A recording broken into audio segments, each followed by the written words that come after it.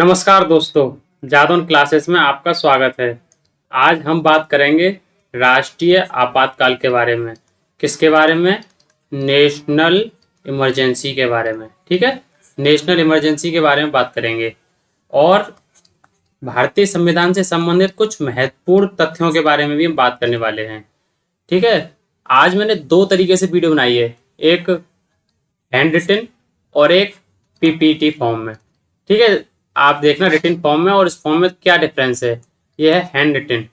ठीक है, सबसे पहले हम बात करते हैं इमरजेंसी प्रोविजंस, आपातकालीन। एक मिनट रुकना, इसको रब करते हैं। आपातकालीन प्रावधान। ठीक है, इमरजेंसी प्रोविजंस के बारे में। ये किस पार्ट में दिए हैं कॉन्स्टिट्यूशन के? ये हैं 18 में। ठीक है, भाग 18 के अंदर इमरजेंसी प्रोविजंस के बारे में बात की गई है। किस आर्टिकल से किस आर्टिकल तक? ये है 352 आर्टिकल से लेकर 360 आर्टिकल तक। ठीक है, इसमें ये है 3 तरह के आपातकालीन प्रावधान है। सबसे पहला 352 नेशनल इमरजेंसी, राष्ट्रीय आपात। दूसरा है स्टेट इमरजेंसी, जिसे राष्ट्रपति शासन भी बोलते हैं हम, राष्ट्रपति शासन। ठीक है, और तीसरा है फाइनेंशियल इमरजेंसी, जिसे हम बोलते हैं वित्तीय आपातकाल। ठीक है, आज हम किसके बारे में बात करने वाले हैं? आज हम बात करने वाले हैं राष्ट्रीय आपात के बारे में। इसका बेस क्या है, किस बेस पर ये लागू किया जाता है, अप्रूवल कहाँ से मिलता है, इसका फंडामेंटल राइट्स पर क्या इफेक्ट पड़ता है, रिवोकेशन किस तरीके से वापस लिया जाता है, या डिक्लेरेशन ये कितनी बार लागू किया गया है, डिक्लेयर किया गया है। ठीक है, इन सब के बारे में हम बात करेंगे इन डिटेल। सबसे पहले हम बात करेंगे ग्राउंड्स या बेस, या हम बोल सकते हैं आधार। अगर कोई इमरजेंसी लागू की गई है तो वो किस आधार पर लागू की गई है, उसका बेस क्या था, उसका आधार क्या था, क्यों की गई थी, इसके बारे में हम बात करेंगे। अच्छा, इमरजेंसी को ना हम मेनली 2 पार्ट में डिवाइड करते हैं। एक करते हैं एक्सटर्नल, एक करते हैं इंटरनल, बाह्य, और ये होगी आंतरिक। ठीक है, आंतरिक आपातकाल और बाह्य आपातकाल। बाह्य आपातकाल मतलब एक्सटर्नल इमरजेंसी को हम किस बेस पर एक्सपेंड करते हैं या कैसे डिसाइड करते हैं कि एक्सटर्नल है। तो सबसे पहला होता है वॉर, कोई युद्ध हो जाए, किसी एक देश, जैसे हमारे देश के साथ किसी देश का युद्ध हो जाए, तो उस टाइम हम एक्सटर्नल इमरजेंसी बोलेंगे। जो इमरजेंसी लागू की जाएगी उसको हम एक्सटर्नल इमरजेंसी बोलेंगे। और अगर कोई एक्सटर्नल एग्रेशन हो जाए, किसी देश का हमारे देश पर आक्रमण हो जाए, जैसे चीन का हमारे देश पर आक्रमण हुआ 1962 में, तो उस टाइम जो इमरजेंसी लगाएगी उसे बोलेंगे हम एक्सटर्नल एग्रेशन। ठीक है, बाकी जो आगे चलते हैं, ये है इंटरनल, आंतरिक। आंतरिक को हम कैसे करेंगे? इसका मतलब है सशस्त्र विद्रोह। सशस्त्र विद्रोह, आंतरिक, आंतरिक से आप समझ रहे हैं, हमारे देश के अंदर सशस्त्र विद्रोह हो जाए, किसके द्वारा? सेना के द्वारा या आर्म्ड फोर्स के द्वारा कोई विद्रोह हो जाए तो हम इंटरनल इमरजेंसी डिक्लेयर करेंगे, या हमारे देश के प्रेसिडेंट के द्वारा इंटरनल इमरजेंसी डिक्लेयर की जाएगी। ठीक है, इसका अप्रूवल कैसे मिलेगा? अप्रूवल मिलेगा कैबिनेट या मंत्रिमंडल रिटन फॉर्म में प्रेसिडेंट के पास भेजेंगे, प्रेसिडेंट डिक्लेयर करेगा, डिक्लेयर होने के बाद वो पार्लियामेंट में जाएगा। पार्लियामेंट का मतलब लोकसभा और राज्यसभा। लोकसभा और राज्यसभा में वो स्पेशल मेजोरिटी के से पास किया जाएगा।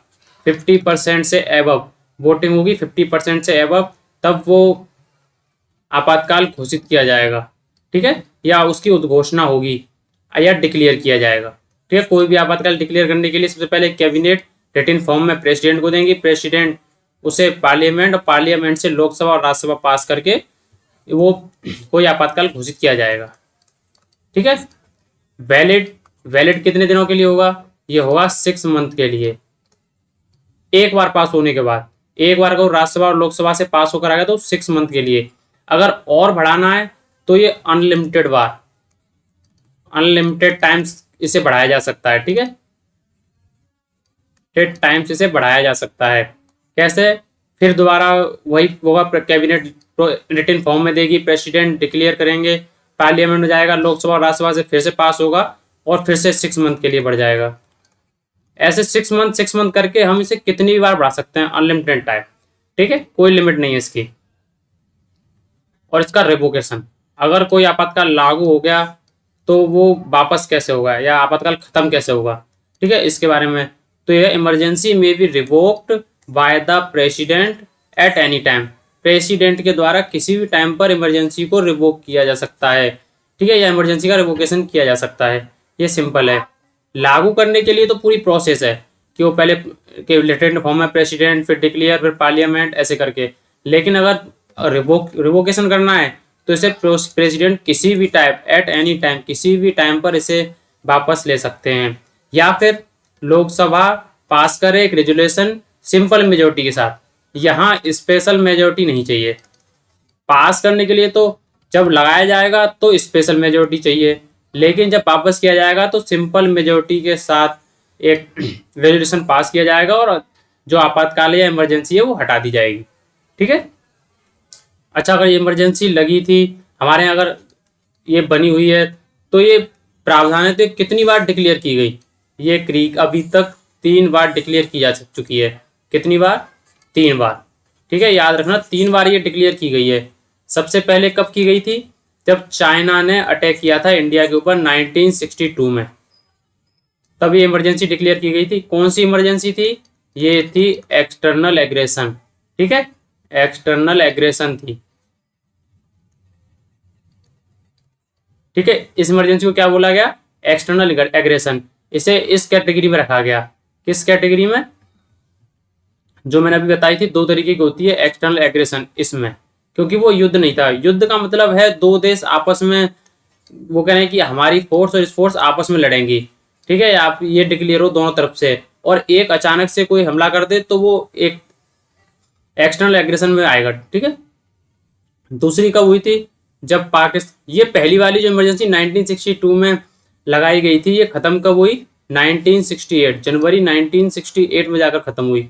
दूसरी, पाकिस्तान से जब पाकिस्तान ने अटैक किया था इंडिया के ऊपर, उस टाइम दिसंबर 1971, ये भी एक्सटर्नल एग्रेशन थी, ये भी एक्सटर्नल एग्रेशन इमरजेंसी थी, ये भी कोई वॉर नहीं था, ठीक है।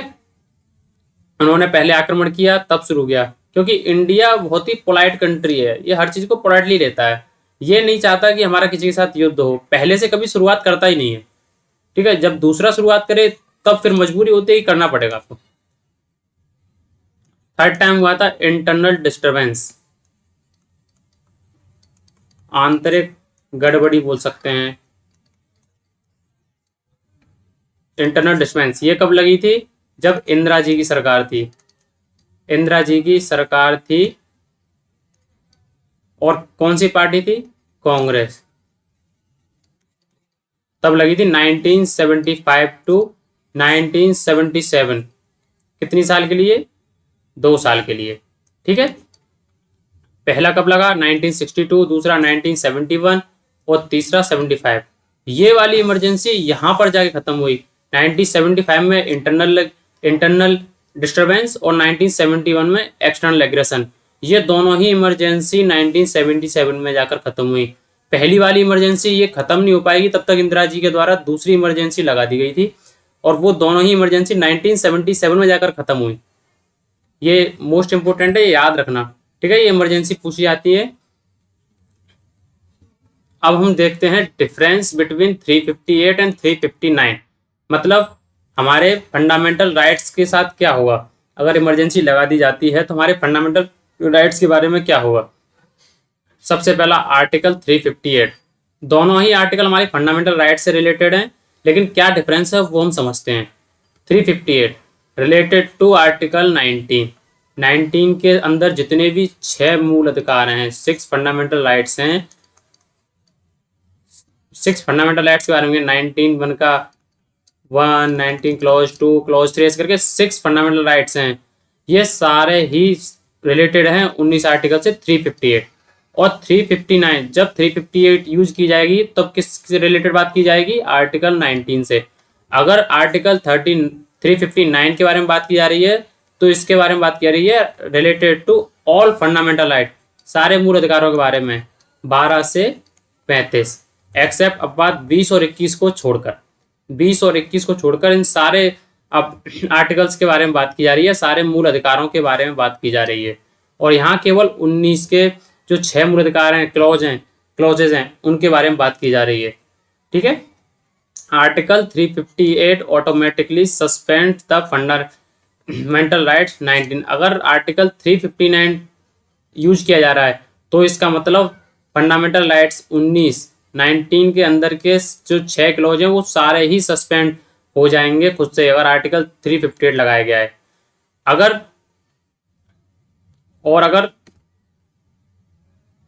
यहां आर्टिकल 359 यूज किया जा रहा है तो सारे ही आर्टिकल सस्पेंड हो जाएंगे, 12 से लेकर 35 तक, केवल ये दोनों आर्टिकल छोड़कर, 20 और 21 आर्टिकल को छोड़कर सारे ही आर्टिकल सस्पेंड हो जाएंगे। डिक्लेयर कौन करेगा? प्रेसिडेंट। ठीक है। At the time of war and external aggression, ये जो 358 है ना, ये केवल दो समय पर लगाई जाती है, जब किसी से वॉर हो जाए या एक्सटर्नल एग्रेशन हो जाए। इस टाइम पर ये दो सिचुएशंस ऐसी होती हैं जब आर्टिकल 358 का यूज किया जाता है, और इसका related to external and internal emergency, ये दोनों ही टाइम पर एक्सटर्नल इमरजेंसी हो या इंटरनल इमरजेंसी हो, ये 359 यूज की जा सकती है। Last point, extend to the entire country. जो 358 ये होती है इमरजेंसी अगर लागू होती है, 358 खुद से लागू होता है, सारे जो 19 के अंदर जितने भी फंडामेंटल राइट्स हैं, क्लॉजेज हैं, वो सारे सस्पेंड हो जाते हैं और पूरी कंट्री के अंदर लागू होते हैं। लेकिन ये जो है ये किसी विशेष पार्ट पर की भी कोई स्पेसिफिक पार्ट है ना, उसके अंदर भी लगाए जा सकते हैं या पूरी कंट्री के अंदर भी लगाए जा सकते हैं। ये सिचुएशंस पर डिपेंड करेगा कि आर्टिकल 359 का यूज पूरी कंट्री के अंदर करना है या किसी एक जगह पर यूज करना है। ठीक है। अगर जैसे ये अब वो देखें कि यूपी वाले हैं, ये थोड़े ज्यादा बदमाश हैं, यहाँ 359 का यूज करो, इनके सारे फंडामेंटल राइट्स को खत्म कर दो। और यहाँ पर ये थोड़े सीधे साधे लोग हैं, कहाँ यहाँ के तो नहीं, हिमाचल के आप ले लीजिए, तो इनको 358 ही यहाँ, यह तो पूरे ऑल ओवर इंडिया के अंदर ही लागू होगा। ये कुछ स्पेसिफिक जगह पर भी लागू किया जा सकता है या पूरी एंटायर कंट्री के अंदर भी लागू किया जा सकता है। ठीक है। अब कुछ फैक्ट्स हैं इससे रिलेटेड, उनके बारे में जानते हैं। इंटरनल डिस्टर्बेंस, पहले इंटरनल डिस्टर्बेंस जो वर्ड था ना, वो हुआ करता था, तीसरी वाली जो थर्ड इमरजेंसी थी ना, वो इंटरनल डिस्टर्बेंस के नाम से जानी जाती थी। लेकिन 44वां संविधान संशोधन हुआ 1978 के अंदर, उसे आर्म्ड एग्रेशन के अंदर इस वर्ड के साथ चेंज कर दिया गया। पहले ये वर्ड मिलता था देखने को, लेकिन 44th अमेंडमेंट हुआ, उसके बाद ये आर्म्ड एग्रेशन किया गया, क्योंकि इंटरनल डिस्टर्बेंस को ना हम इसको कोई डिफाइन नहीं कर सकता, ये डिफाइन नहीं किया जा सकता कि इंटरनल डिस्टर्बेंस हम किसे बोलेंगे। ठीक है। 38 अमेंडमेंट एक्ट 1975 के अंदर जो हुआ था, उसमें था नो जुडिशियल रिव्यू, अगर इमरजेंसी लगाई गई है तो उसका कोई भी न्यायिक समीक्षा नहीं की जा सकती, इसको हम बोलेंगे न्यायिक समीक्षा। ठीक है। न्यायिक समीक्षा, इसकी कोई भी न्यायिक समीक्षा नहीं की जा सकती, 38 अमेंडमेंट के अंदर हुआ था। ठीक है। शाह कमीशन, ये पॉइंट याद रखना, थर्ड नंबर पे मोस्ट इंपोर्टेंट है, शाह कमीशन या शाह आयोग। शाह आयोग ये कब आया? जो इमरजेंसी लगी थी ना 1975 के अंदर, उसका बहुत ही मिसयूज हुआ था। उस मिसयूज वो क्यों हुआ, इसको देखने के लिए ना शाह आयोग का गठन किया गया, जिस बेस पर 44th अमेंडमेंट किया गया। क्योंकि जो इमरजेंसी लगाई गई थी ना इंटरनल डिस्टर्बेंस के ऊपर लगाई गई थी, तब उसके बाद ही ये 44th जो अमेंडमेंट हुआ उसको आर्म्ड एग्रेशन के नाम से चेंज किया गया। ठीक है। ये शाह आयोग के द्वारा उसके अंदर जितनी भी गड़बड़ियां थी या जितनी भी क्या बोल सकते हैं ना कि जहां पर कमियां थी, वो कमियों को दूर किया गया 44th अमेंडमेंट के द्वारा। मिनी कॉन्स्टिट्यूशन बोला जाता है 42 अमेंडमेंट एक्ट को, जो 1976 में हुआ था। 42वां संविधान संशोधन जो 1976 के अंदर हुआ था ना, उसे मिनी कॉन्स्टिट्यूशन के नाम से भी जाना जाता है।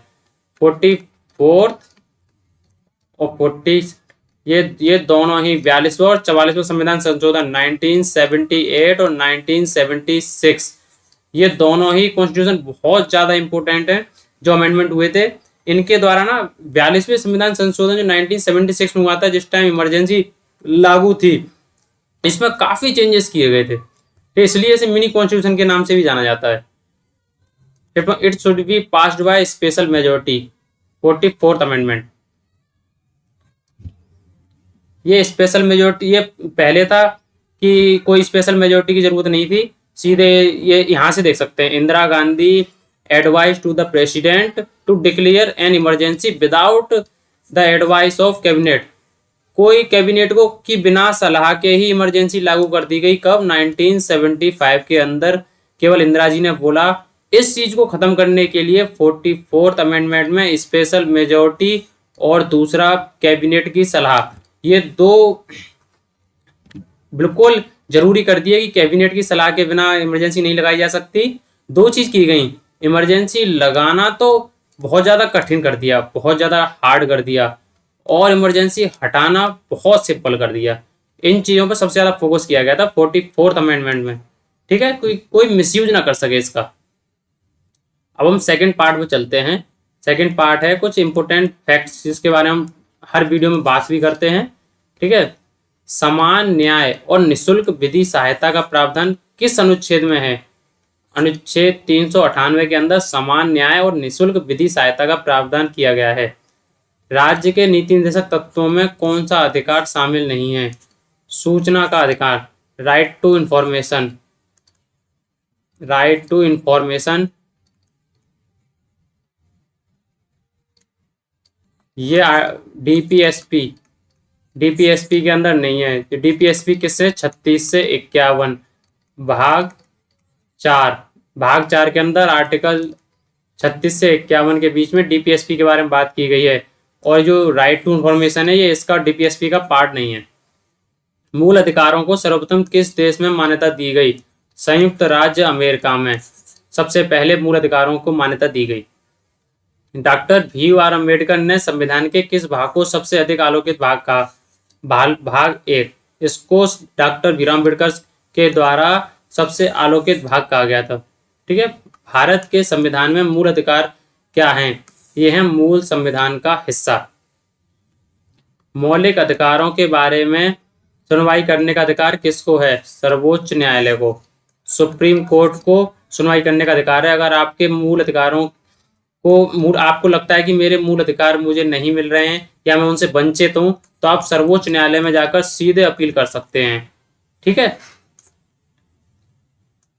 भारतीय संविधान का अस्पृश्यता उन्मूलन किस अनुच्छेद में है? अनुच्छेद 17 भाग 2। ठीक है, सॉरी, भाग 3। मौलिक अधिकारों का मुख्य उद्देश्य क्या है? व्यक्तिगत स्वतंत्रता को सुनिश्चित करना। मौलिक अधिकारों का मुख्य उद्देश्य है व्यक्तिगत स्वतंत्रता को सुनिश्चित करना, कि वो स्वतंत्र है ना, वो अपने जो पढ़ना चाहता है उसके लिए, जहाँ रहना चाहता है वहाँ रह सकता है, या उसे फ्रीडम ऑफ स्पीच है या नहीं है, उसे बोलने की आज़ादी है या नहीं है, अभिव्यक्ति की आज़ादी है या नहीं है।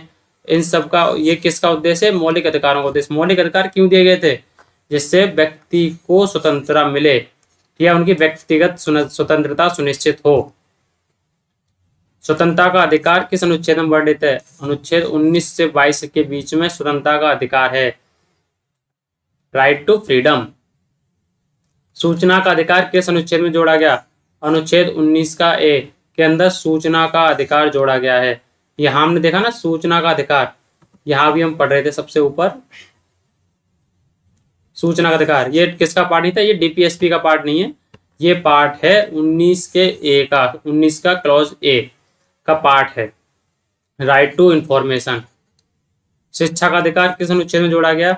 अनुच्छेद 21 का क्लॉज 3 में सूचना का शिक्षा का अधिकार जोड़ा गया। अनुच्छेद 24 में मौलिक अधिकारों में क्या वर्णित है? यह बच्चों को शोषण के विरुद्ध अधिकार। अनुच्छेद 24 के बारे में किसकी बात की गई है? ये बच्चों के शोषण के विरुद्ध अधिकार है के बारे में अनुच्छेद 24 के अंदर बात की गई है। संपत्ति का अधिकार कैसा अधिकार है? ये कानूनी अधिकार है। ये आपको कहाँ देखने को मिलेगा? ये मिलेगा 300 का आर्टिकल। ये पहले संपत्ति का अधिकार कानूनी अधिकार नहीं था, अब एक कानूनी अधिकार है। धार्मिक स्वतंत्रता अधिकार किस अनुच्छेद में है? अनुच्छेद 25 के अंदर धार्मिक स्वतंत्रता का अधिकार है। आप किसी भी धर्म में जा सकते हैं। मौलिक अधिकारों में, या आप किसी भी धर्म को मान सकते हैं। मौलिक अधिकारों में संशोधन किसको है? संसद को। कैसे? 368 संसद को है, लोकसभा से राज्यसभा, राज्यसभा से राष्ट्रपति प्रेसिडेंट, स्पेशल मेजोरिटी से, और दोनों ही लोकसभा से और राज्यसभा से अलग अलग पारित होगा। इसमें बात है ना, ये अलग अलग पारित किया जाएगा, पहला। दूसरा ये कि इसके लिए जॉइंट सेशन की व्यवस्था नहीं है। अगर ये यहाँ से जाके यहाँ पुनर्विचार के लिए होता है तो ये दोनों से पास होना जरूरी है। इसके लिए जॉइंट सेशन की कोई भी प्रावधान नहीं है, संयुक्त अधिवेशन का कोई प्रावधान नहीं है। किस बात में संसद को मौलिक अधिकारों में संशोधन का अधिकार दिया गया? केशवान भारती केस में संसद को मौलिक अधिकारों में संशोधन करने का अधिकार दिया गया। कौन सा मूल अधिकार विदेशी नागरिकों को प्राप्त नहीं है? अभिव्यक्ति की स्वतंत्रता का अधिकार विदेशी नागरिकों, ठीक है, जिनके पास फॉरेन की सिटीजनशिप है ना, उनको अभिव्यक्ति की स्वतंत्रता नहीं है। मौलिक अधिकारों का निलंबन कौन कर सकता है? राष्ट्रपति। जो भी ऊपर पढ़ाया गया था कि जैसे 352 इमरजेंसी के टाइम पर, या 356 राज्य में राष्ट्रपति शासन, या 360 वित्तीय इमरजेंसी, फाइनेंशियल इमरजेंसी के टाइम पर मौलिक अधिकारों का निलंबन कौन करता है? राष्ट्रपति। 6 वर्ष से 14 वर्ष की आयु तक शिक्षा का कैसा अधिकार है?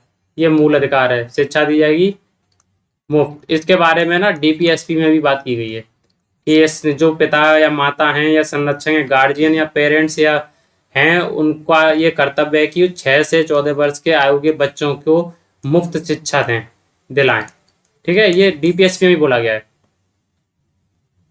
बी राव जो 11वें नंबर की थी, 11वें नंबर के जो हमारा मूल कर्तव्य है वो यही है। भीमराव अम्बेडकर ने किसे संविधान का हृदय एवं आत्मा की संज्ञा दी? संवैधानिक उपचारों का अधिकार, इसको हृदय व आत्मा की संज्ञा दी गई है। ये थोड़ा गलत हो गया है, यह है हृदय। मौलिक अधिकारों को लागू करने के लिए रिट कहाँ दायर की जाती है? उच्चतम न्यायालय में भी ये रिट दी जा सकती है। किस याचिका का शाब्दिक अर्थ होता है? हम आदेश देते हैं। इसका मतलब होता है परमादेश। परमादेश का मतलब होता है हम आदेश देते हैं। याद रखना, कुछ वर्ड्स ऐसे होते हैं ना जिसका हमें मीनिंग नहीं पता हो, जैसे कहीं लिखकर आ गया परमादेश, तो इसका हम क्या समझें? तो इसका मतलब हुआ है कि हम आदेश देते हैं। सूचना का अधिकार किस राज्य में लागू नहीं है? जम्मू एंड कश्मीर में, लेकिन अब लागू वहां भी हो जाएगा। पहले वहां सूचना का अधिकार लागू नहीं था। क्यों? क्योंकि इसको 370 का स्पेशल उसका दर्जा मिला हुआ था। ठीक है, 370 में, आर्टिकल 370, अब ये खत्म हो गया। लेकिन किसी कैदी को न्यायालय के समक्ष प्रस्तुत करवाने के लिए किस रिट की आवश्यकता होती है? बंदी प्रत्यक्षीकरण, इसकी आवश्यकता हुई थी किसी भी कैदी को न्यायालय के समक्ष प्रस्तुत करवाने के लिए। व्यक्तिगत स्वतंत्रता के लिए कौन सी रिट दायर की जा सकती है? हैवियस कॉर्पस रिट, ये व्यक्तिगत स्वतंत्रता के लिए दायर की जाती है। मूल अधिकारों पर प्रतिबंध लगाने का अधिकार किसको है? संसद के पास। प्रेस की स्वतंत्रता का किस अधिकार में निहित है? भाषण, freedom of speech, freedom of speech के अंदर प्रेस की स्वतंत्रता का अधिकार है। ठीक है, ये बोलते हैं ना प्रेस की स्वतंत्रता किस अधिकार में निहित है? ये भाषण स्वतंत्रता के अंदर। बस आज के लिए इतना ही। Thank you for watching. Please like, subscribe and share, ये जरूर कीजिएगा। और अगर इसमें कुछ इम्प्रूवमेंट लाना हो तो वो भी आप कमेंट करके बता सकते हैं। Thank you.